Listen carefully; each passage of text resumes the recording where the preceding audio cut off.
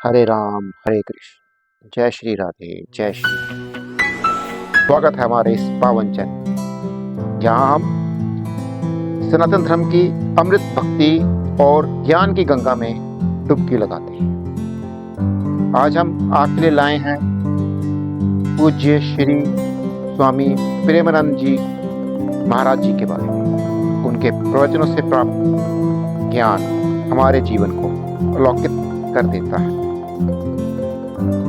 मनुष्य का सर्वोत्तम धर्म है प्रेम, सेवा और सत्य की राह पर चलना। तो बने रहिए हमारे साथ इस चैनल के अंत तक। वीडियो शुरू होने से पहले आप लाइक, शेयर और सब्सक्राइब करना ना भूलें और साथ में कमेंट में लिखिए आपको स्वामी जी के किस प्रवचन से अधिक प्रभावित हुए। हरिओम। आइए अब आरंभ करते हैं। प्रेमानंद जी की शिव भक्ति। प्रेमानंद जी ने अपने आध्यात्मिक यात्रा का आरंभ भगवान भोलेनाथ की भक्ति से की और प्रारंभिक जीवन वाराणसी में बीता। वो दिन में केवल एक ही बार भोजन करते थे।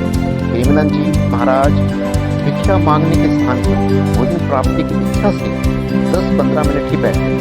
यदि इस समय उनको भोजन मिल जाता तो वह उसे ग्रहण करते, नहीं तो सिर्फ गंगा जल पीते ही रह जाते। सन्यासी जीवन में प्रेमानंद महाराज जी ने कई दिनों तक समय भूखे रहकर समा बिताया। आगे हम बात करते हैं प्रेमानंद जी के वृंदावन पहुंचने की यात्रा।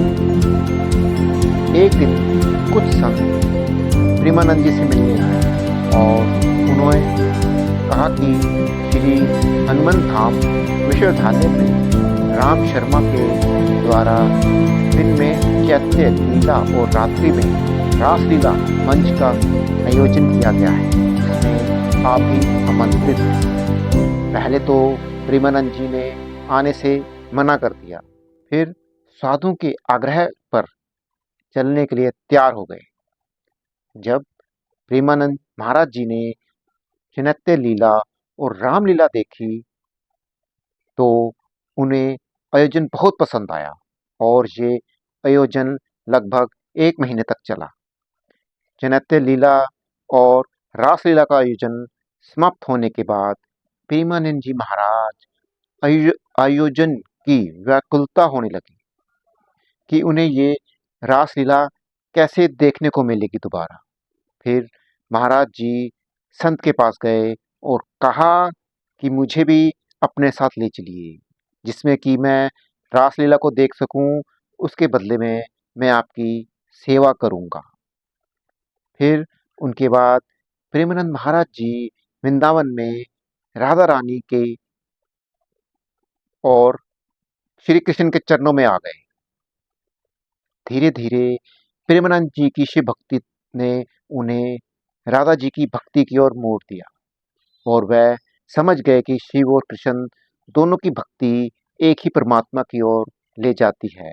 इस तरह उन्होंने राधा जी की भक्ति में पूर्ण समर्पण किया, जिससे उनकी आध्यात्मिक यात्रा ने एक नया मोड़ मिला।